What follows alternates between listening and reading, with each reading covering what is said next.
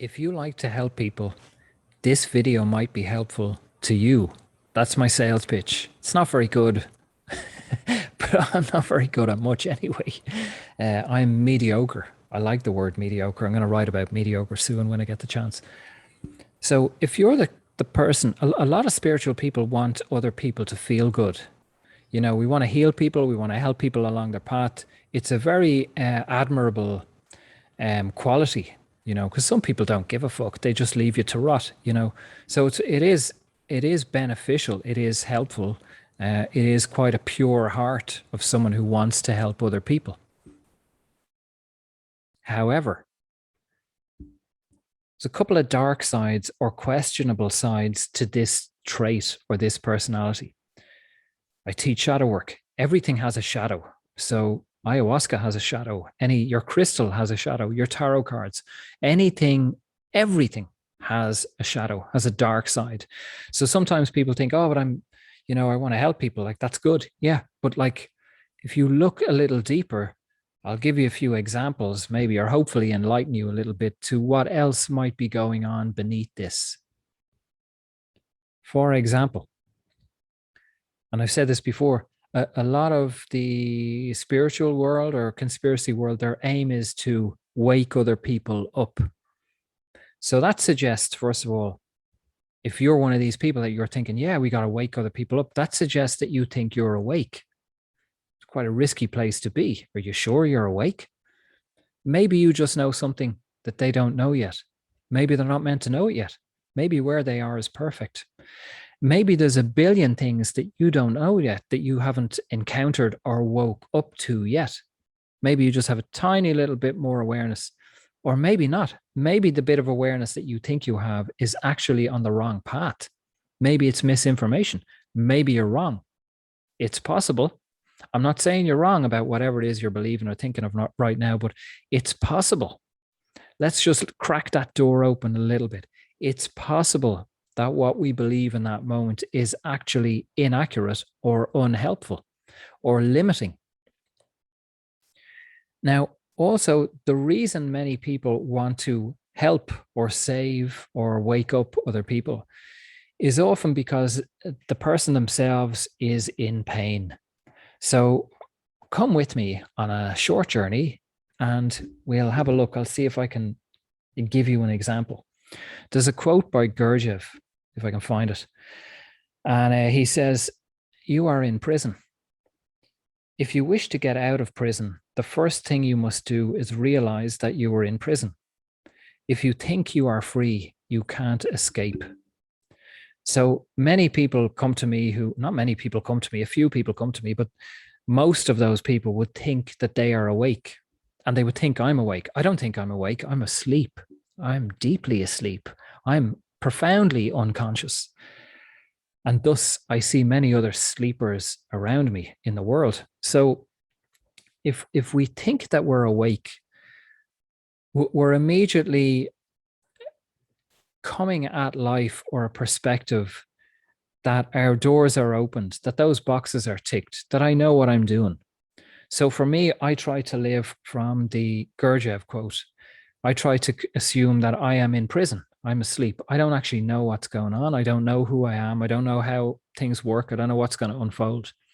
For me, that's a purposeful place to be because it shuts down my ego of thinking I'm more advanced, more spiritual, more awake than other people, which immediately is limiting. But it keeps those doors open. Maybe I'm wrong. Maybe I don't know who I am. Maybe I don't know what shadow work is. Maybe I don't know what's unfolding, the great awakening, the new earth. Maybe none of that's happening. Maybe I'm totally fucking deluded and brainwashed and in a cult. That's quite possible. I'm open to that possibility. So I try to keep my head down, do my own work. And then if people are drawn to work with me, I'll work with them. But I'm certainly not trying to wake people up. The idea to wake people up, for me, it feels very arrogant. It's very self-righteous. It suggests that I know more than other people. You know, it's like, I want Joe Biden elected because he's better than fucking Donald Trump, or I want Trump elected. It suggests that I know better for other people. Democracy is such a fucking scourge. People think everyone thinks they know better for everyone else. I'll do a video on this at some point. It's been on the long finger for 2 years. I recorded one in Bali 2 years ago, and then I didn't bother putting it online. But it's is the word endemic in our society. This idea of controlling other people. If I can get my guy in power, you know, he'll look after everyone else. But like, what about other people? Do they not have a say? And you might say, oh, they have democracy, but democracy is mob rule. Anyway, let's get back on track. If I can fucking control myself. I said there was a couple of points around helping others. One is, so I would suggest to you, dear listener, if you are a helper, if you're a fixer and you try to help other people, to start to take a look at what happens within you when you feel moved to help another person. I don't mean what you're thinking, because what you're thinking is all lovely, flowery stuff. Like, oh, but I just want them to wake up. I just want to help them through their hard day. So the mind is that, which is basically the ego. The ego is being inflated. Oh, I'm so helpful. I helped 3 people today. I helped them through their day. All ego, indulgent, self-indulgent, arrogance. I mean, what's happening in your body. And I've had many experiences of working with people in this, that if you can bring them down deep enough into the body, they'll realize there's a bit of discomfort or a lot of discomfort. They're unhappy. They're uncomfortable. There's annoying. And basically what's happening is they are uncomfortable with the other person being uncomfortable. So the aim is to integrate and feel a couple of street sellers walking by, talking about food, I think. So if I can integrate my stuff, I have no need to help someone else. I don't need to help anyone. The only reason I work with people or help people is if they pay me money or if they get in contact. That sounds a bit cold, but if they get in contact and they ask me a question, as many of you plenty of people get in contact with me who I've never been clients, never given me money, never paid for a course or any of that kind of thing. Generally, I'll kind of respond. Yeah, if I feel moved and I have something to add, I'll respond. If not, I won't. So the aim is that we integrate our own stuff. And then if someone comes to you and asks for guidance or help, fair enough. So that's the first part of the answer to this. The second part is, so the first part is, look within your discomfort. So as I said, if you're the helper, if you like to help people, but also if you notice that other people are helping you, that's a red flag. If people are contacting you or people are coming, how are you? You okay? It's basically because they're uncomfortable with you being uncomfortable. They can't sit with their own stuff. So basically, they will aim to feel better by making you feel better. Oh, he's okay. She's okay. So now they feel better. So basically, they're escaping themselves.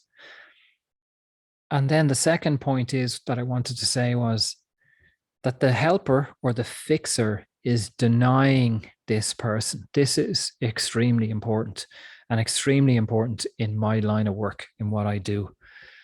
So shadow work is about meeting our shadow, meeting our pain and our darkness, making peace with it, learning how to integrate that peace, learning how to allow that peace to be within us, not trying to remove it or escape it or fix it or change it, any of that stuff. We get comfortable with these feelings. So if you're fixing or helping other people, you're denying them opportunities to meet themselves. This is a control freak. It's a control issue. And if you have another person who keeps coming to you and helping you when you're in trouble, take a look at that, and take a look at yourself. Are they continually bailing you out? Are they taking you out of moments that you could find yourself and meet yourself? So for me, it's very intrusive for me if I'm working with someone and then there's someone else who keeps coming in and helping that person, because it's the other person can't sit with themselves. They're denying themselves the opportunity to meet their own pain. So in their mind, they think, oh, I'm helping. I'm helping them feel better. I'm helping them through. And what I would be doing is, no, I want that person to go through what they have to go through to meet themselves, to use the steps that we work with to integrate and meet that peace. So ultimately, what we have and what we're seeing in the world with the fixer or these helpers, the do-gooder, is that they're, so if that's one person in one moment, you think, who cares? It's one person, one moment. But if you open your eyes a little bit and you start to see that maybe you do this a lot, or you know other people who are, yeah, he's always trying to save, I don't know, the whales, the Trump fans, the fucking vaccinated, whatever it is, he's always trying to wake people up. Basically, what they're doing is they're denying other people the opportunity to awaken and meet themselves. And I guarantee you, I put money on it. If you observe people in your life who do this, or people in your life who may be struggling and then getting saved again and again and again, it's called the enabler. They're being denied the opportunity to actually touch rock bottom, to go down to the depths, to meet themselves. So it is an honorable trait. It's an honorable heart that you want to help people or help people through, difficult times. But there is also a time to step back and allow people to actually fall apart. That's what rebirth is. That's what shadow work and growth is.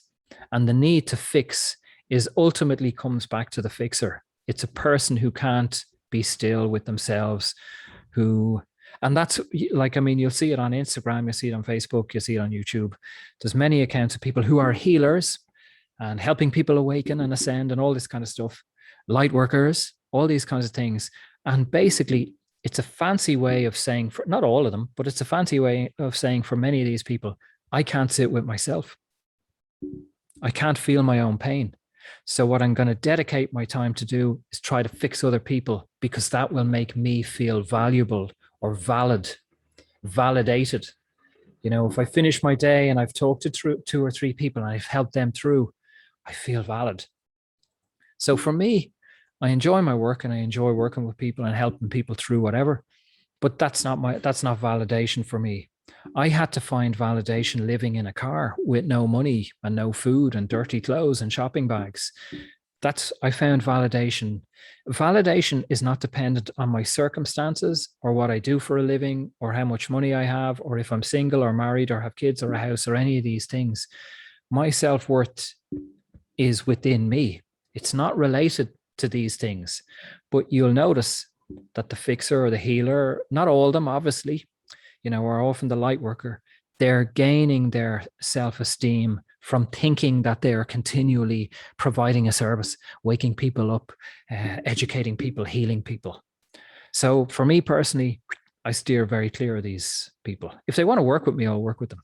But otherwise, I'll leave them to it. I don't think it's healthy. I don't think it's purposeful. But they have to run their course with it and eventually come home to themselves. And the same with the person who's being fixed. Eventually, they're going to realize this isn't good for me. There's something else going on here. That person is not doing it for me. They're doing it for themselves so that they feel better. We can dress it up as charity, like, oh, but I like helping the poor.